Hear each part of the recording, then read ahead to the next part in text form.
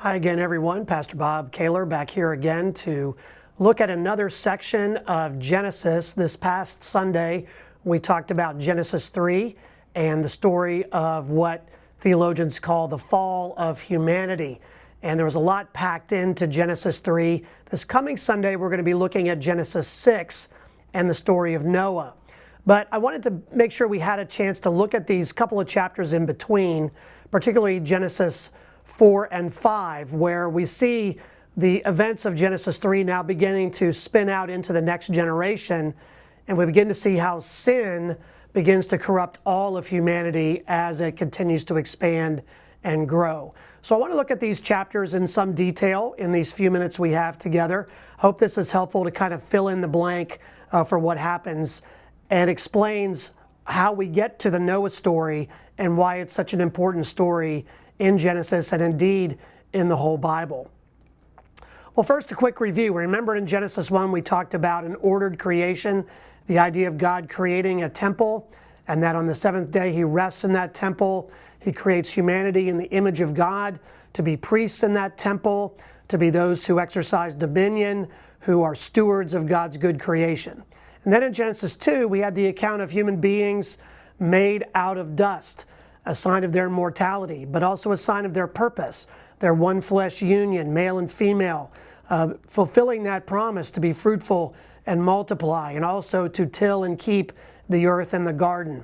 And then in Genesis 3, of course, we talked about human sin, human rebellion, a failure of worship. I encourage you to go back and look at the sermon from this past week if you didn't have a chance to see it. It's a really important one, not just for this series, but for the whole Bible.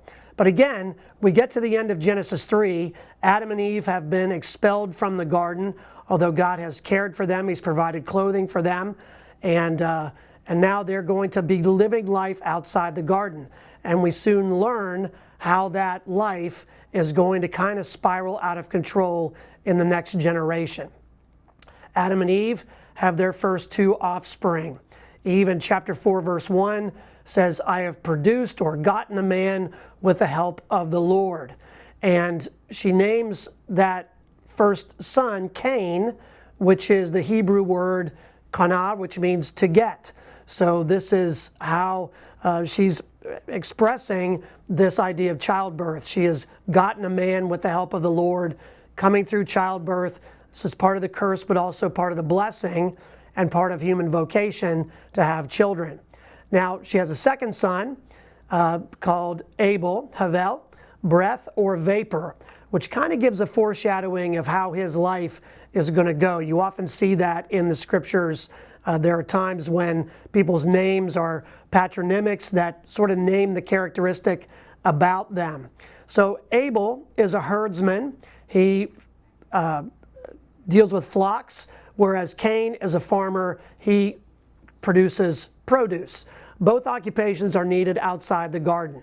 This is a reminder that humanity has a division of labor. One is not more important than the other. Everything is part of this vocation and also part of caring for one another. But then there's this issue of the sacrifices here in Genesis 4. Both Cain and Abel bring sacrifices to the Lord. Now, the text does not indicate that they were required by God to bring these sacrifices. That's a thing that comes on a little bit later in the Old Testament, the idea of sacrifice for atonement or sacrificed offerings for various purposes. Nor does the text explain why God favored Abel's offering over Cain's, except for a possible contrast. And when we read the text, we can kind of see this contrast and make some inferences about it. First of all, Cain offers the fruit of the ground, which for him was what was at hand. He makes an offering. It's an offering to God, which is a good thing, but it's a fairly pedestrian offering. It's some of what he has. Perhaps it's excess, perhaps it's just some other produce that he has lying around. But the writer of Genesis makes it very clear that Abel gives the fat portions of the firstlings of his flock, the first portion. In other words, the best part of his flock is what he offers to God. So this may be a foreshadowing of how Abel, the younger son, is going to supplant the older in terms of a covenant relationship to God. We're going to see that pattern repeated throughout Genesis. We're going to see it in the Jacob story. We're going to see it in the Joseph story. But this may be a clue as to why Abel's offering was a little more acceptable than Cain's offering. However that works, verses 6 and 7 seems to indicate that Cain's dissatisfaction with this offering, he's comparing the two, is really within himself. That he sees what Abel offers and he realizes he hasn't done the same. He didn't get the gist of the test, as it were, and so he's upset with himself. And the New Testament authors also say that this contrast is important. Hebrews 11:4 says that Abel offered a more acceptable sacrifice. 1 John 3:12, Cain realized his own deeds were evil and his brothers were righteous. We don't get a lot of that sense in the text of Genesis, but at the same time, we're reading this through the lens of these New Testament authors who come from a Hebrew perspective, and looking back through the lens of offering, they see that Cain's offering was not his best, whereas Abel gave the first of everything, and the younger son outshines the older, and that causes sibling rivalry, and that competition that was introduced in Genesis 3 between human beings as a result of the curse is now going to spin out in a horrific act. And the status of sin in Genesis 4 is what leads to that. In verse 7, God says to Cain, "If you do well, will you not be accepted? And if you do not do well, sin is lurking at the door. Its desire is for you, but you must master it." Reminds me of something that Jesus later says to Peter, that Satan wants to sift you like wheat. Evil is lurking at the door. If you didn't do well with this sacrifice, but if you strive to do better, it's going to be better. God is not telling Cain, you're rejected, you're awful, you're terrible. He's simply saying, there's an opportunity for you here. But this is the first appearance of the word sin in the Bible. And it's the besetting impulse for rebellion against God. The word in the Greek is hamartia, which literally means to miss the mark. If the mark is doing God's will, being obedient to God, being the people God created us to be, sin is a missing of that mark. And so it's taking hold in humanity here after Genesis 3. We see it already in this conflict, but we also see that there's a way out. Sin can be resisted. It's not inevitable. Cain has a choice. He's a free moral agent, and he can master his impulses if he chooses, or if he doesn't master them, he's going to suffer the consequences. And that's where we get to the murder that takes place. Right there in the next generation of humanity, the rivalry gets to the point where Cain lures Abel to the field and he kills his brother. It's a premeditated, violent act which alienates him from God, and it violates another human life. Outside of Eden, we learn, and Sandra Richter makes this point in her great book, The Epic of Eden, that outside of Eden, life is a zero-sum game. Something gained by one must be lost by another. Actually, Bill Arnold also makes this point in his commentary on Genesis, both of which these books I highly recommend. But it's the contrast to the abundance of Eden. Remember, in Eden, there's always enough. God says, here's everything you need. It's all right here. Now there is that sense of by the sweat of your face, as we talked about in the sermon on Sunday. Now there's anxiety. Cain has anxiety. He takes that anxiety out on his brother Abel and murders him there in the field. But you notice the parallels that are happening here with Genesis 3. First of all, the sin is premeditated. We learned how Eve kind of said, she looked at the fruit, she saw that it was good, desirable for wisdom, she premeditated, she decided what was good, and she did it. Here Cain is deciding what he thinks is right, and he does it. God calls the sinner then out of hiding. Where's your brother Abel? Very similar question. Where are you? He says to Adam and Eve in the garden. Where's your brother Abel? What are you hiding? And then there's blame. Cain listens to God and he says, well, I don't know where my brother is. Am I my brother's keeper? He's deflecting blame. It's not me. This is not about me. Why are you hassling me about this, God? And then there's direct evidence of wrongdoing. God says, your brother's blood is crying out to me from the ground. And clearly Adam and Eve also, the evidence was right there. They had covered themselves with fig leaves. They realized that they were naked. The game was up. God knew what had happened, and there are going to be consequences. There's going to be a punishment involving a curse, and we see this in chapter 4, 10 to 11, that Cain is going to be a hunted man. He's going to be living in conflict with others. And then there's this sending forth, that Cain is going to be a fugitive and wanderer on the earth.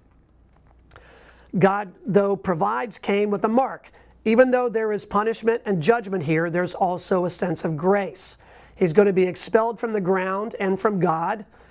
He's going to have a separation in his relationship with God. I shall be hidden from your face.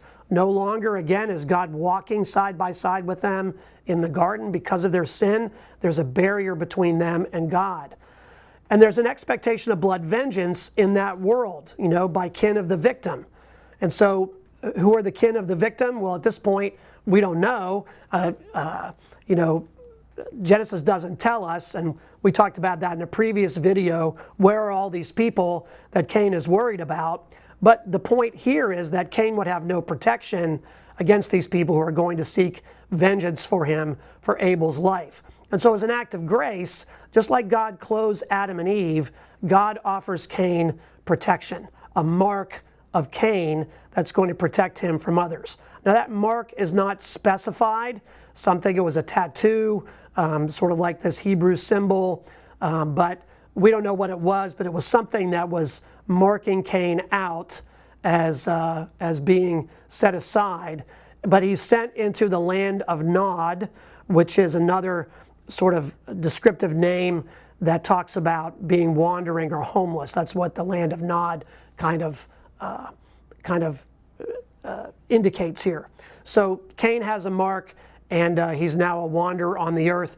He goes forth and he builds a city. Again, where are all these people coming from? Well, again, a lot of different theories about that. But he builds a city there in verses 17 to 26. He names the city Enoch after his son.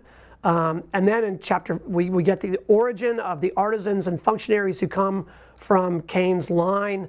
All these sort of beginnings of civilization, the beginnings of things like metalwork and things like that. These are part of Cain's legacy. There's one of his sons, Lamech, who also takes that idea of retributive justice a little bit further, and he threatens, anybody harms me, I'm going to give them, even more so in return. So we see how sin is now beginning to proliferate among these human beings in this prehistorical period. Adam and Eve have another son, Seth, who was in the image and likeness of Adam. We talked about that a couple weeks ago in the sermon on the image of God. But things are not right in the outskirts of Eden, I should say. Things are not right, and we see human sin beginning to expand here in Genesis 4. We get to Genesis 5, we get a list of the descendants of Adam. There's a word in Hebrew, toledah, that is used throughout Genesis to kind of indicate the shift in the story. Here's another epoch or another age, and we see that here at the beginning of Genesis 5. And we get the generations here in Genesis 5 from Adam to Noah. And when you read Genesis 5, one of the things you notice is that people live a long time. I mean, Methuselah is living over 900 years, the longest tenured human being in the Bible. And we think, well, what do those numbers mean? Are people really living that long? Is it symbolic? Is it theological? Is it historical?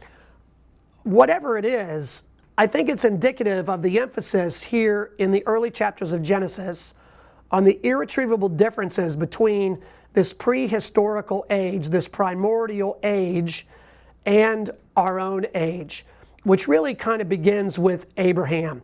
That's when we get into what we might call Israelite history. Abraham is really the beginning of that family, sort of marking time in history. But in this pre-period, I mean, Abraham himself lives to be 175, which is a long time, but we learn later on that the effects of sin on human life, perhaps that's the reason God's going to limit the age of humanity. Psalm 90:10 talks about the limits of age on humanity, that if we're strong, we might live 70 or 80 years. So there are a lot of theories about this. Is it the effects of sin diminishing human lifespans? Are these numbers symbolic? The point is, this is kind of a before and after view of what sin is doing to humanity and how God's going to put more limits on it. So at the beginning of Genesis 6, we have this image then of things kind of starting to get out of control. Wickedness begins to multiply. The Nephilim are mentioned here at the beginning of Genesis 6, which is another really strange passage. The sons of God coming down and mating with the daughters of men. What does this mean? There are a lot of theories about this. Are these kind of preternatural beings mating with human women, producing these semi-human offspring who are these great superhero warriors? Are they the children of fallen angels? Are there just connections with other stories in the ancient Near Eastern cultures about these demigods who are half God, half person? Or are these just simply representatives of increasing chaos where boundaries are erased? Some scholars I read suggest that perhaps it means upper class and lower class people mating together. We don't get a whole lot of detail about the Nephilim, and movies love to take this and run with it. One of the most recent Noah movies does that. These great rock creatures, that are out there destroying people and things like that. We don't know for sure what the Nephilim were about, but we do know it's part of the pre-flood chaos that's happening as a result of human sin. And so in chapter 6, verse 3, God intends to limit the lifespan of human beings because he doesn't want this sin to continue to get out of control, but it's going to, and God decides to do something about it. And he decides to do something about it with this tragic verse that we read in Genesis 6, beginning at verse 5. The Lord saw that the wickedness of humankind was great in the earth, and that every inclination of the thoughts of their hearts was only evil continually. And the Lord was sorry that he had made humankind on the earth, and it grieved him to his heart. So God's going to decide to start over. And you have this text of judgment here, but also then a text of grace. But Noah found favor in the sight of the Lord. God is not giving up on the human project completely. He's going to begin again with a new actor, a new descendant of Adam called Noah, who is faithful and is going to do what God asks him to do, while God in turn brings his judgment on the rest of humanity and unleashes the chaos of the flood to begin again. So some concluding thoughts here. First of all, according to Genesis 3, sin enters the world. It's a disruptor of human progress. We see in Genesis 4, humans are making progress, they're building cities, they're doing all kinds of things, but it's diminished because of human sin. Competition, violence, destruction, all those things are now expanding exponentially. And so God's going to put limits on human sinfulness. And that means that God's judgment is also going to be part of his love and justice for creation. God is not going to let evil get out of bounds. He's going to keep it within bounds. And God's grace and God's judgment, thus, are two sides of the same coin here. And we have to always keep that in mind. The Bible always keeps that in mind. We don't like to talk about God's judgment. It's one of the reasons why we dress up the Noah story into nursery rhymes and put smiling Noah and Mrs. Noah and the animals on an ark with a rainbow, but we don't see the judgment of God floating in the water underneath. We don't want to be comfortable with God's judgment, and yet we need God's judgment if we're going to have a world that is just, and ultimately a world that is going to be good again as God created it to be. So this Sunday we'll be diving deep into that Noah story. It takes up about 5 chapters here in Genesis. We're not going to look at each of those chapters in detail. We're going to kind of give a 10,000-foot view of the Noah story, but it's an important one. It's one that's referred to in the New Testament as well, a story that indicates what God is going to do about human sin, but also the beginnings of covenant and the process by which God is going to make things right.